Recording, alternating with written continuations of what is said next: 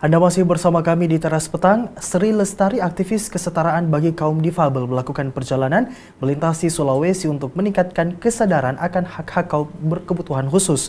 Ia telah menempuh perjalanan menjelajahi Sulawesi dengan mengendarai sepeda motor.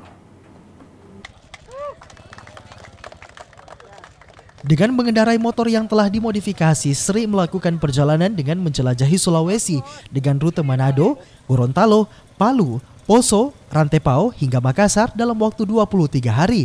Sri Lestari mengalami paraplegia pada usia 23 tahun, kondisi di mana bagian bawah tubuh lumpuh akibat cedera saraf tulang belakang, dan sejak itu ia harus menggunakan kursi roda untuk beraktivitas.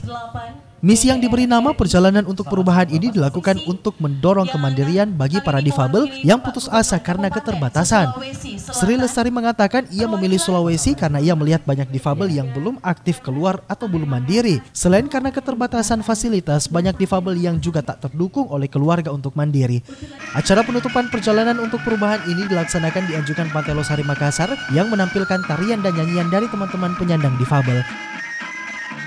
Tujuan untuk perjalanannya adalah tujuan untuk memotivasi teman-teman penyandang disabilitas yang masih di rumah, juga advokasi tentang hak-hak penyandang disabilitas yang saat ini masih digodok, mudah-mudahan segera disahkan dan bisa diimplementasikan ke seluruh wilayah di Indonesia. Ia akan kembali melanjutkan perjalanan untuk perubahan di tahun depan.